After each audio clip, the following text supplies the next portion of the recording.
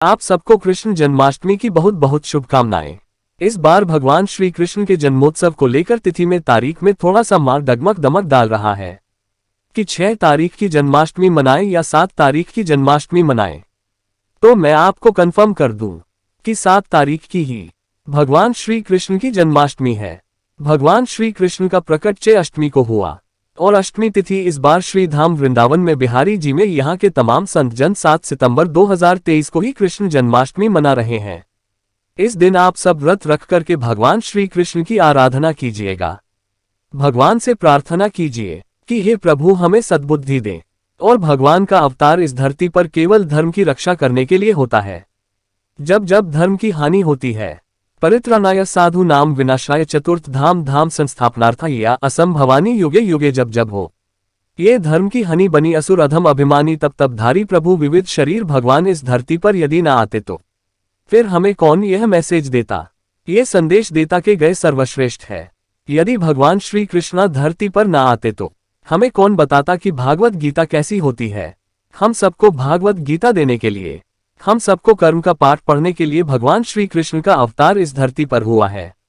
आप सब 7 तारीख की कृष्ण जन्माष्टमी मनाएं और सभी लोग भगवान का खूब भर भर के गुणगान गए व्रत रखें, उपवास रखें। व्रत का मतलब है प्रतिज्ञा। एक प्रतिज्ञा लीजिए इस जन्माष्टमी से कि आप रोज गीता का एक श्लोक याद करेंगे, आप रोज एक श्लोक का पाठ करेंगे, आप रोज एक श्लोक का गायन करेंगे, आप रोज एक श्लोक के अर्थ को समझेंगे और उसे अर्थ को समझकर उसे अर्थ के अनुसार जीवन को जीना सीखेंगे। भगवत गीता कहती है कर्मण्येवाधिकारस्ते मां फलेषु कदाचन सर्वधर्मन परिचय मन में कम शरण पपिया मोक्ष। स्वामी भगवान श्री कृष्ण कहते हैं कि तू कर्म करता हुआ जब मेरी ओर बढ़ेगा, तो जब मेरी शरण में आएगा तो मैं सारे अपराध क्षमा करके तुझे मोक्ष का अधिकारी बना दूंगा।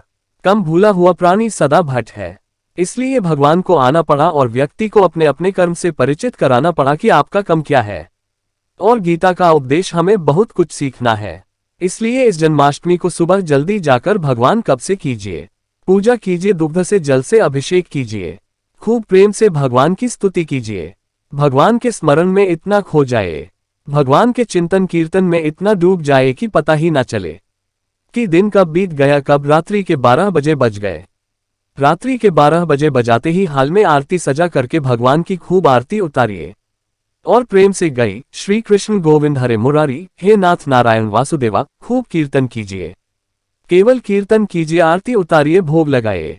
भगवान जी को हो सके तो 56 भोग लगाए, हो सके तो खूब सिंग कीजिए। भगवान जी का वंदनवार लगाए। घर में चौक परी है, कलश चारों दिशाओं में स्थापित कीजिए और भगवान के आगमन की तैयारी कीजिए। आज जगत के पालनहार हम जैसे पापियों को किरदार से करने के लिए इस धरती पर कृष्ण बनकर आए हैं। यदि ना आते भगवान तो हम पापियों को कौन बताता कि सही मार्ग क्या है, कि मार्ग पर चलना है। धन्य है भगवान और धन्य है वह भगवान के भक्त जिन्होंने भगवान का गुणगान गागा करके हम सबके बीच में भगवान के चित्रों को अनेक ढंग से प्रस्तुत किया। आप सभी भी कथाएं सुनते रहिए, भगवान की शरण में रहिए और भगवान का ही आश्रय लीजिए।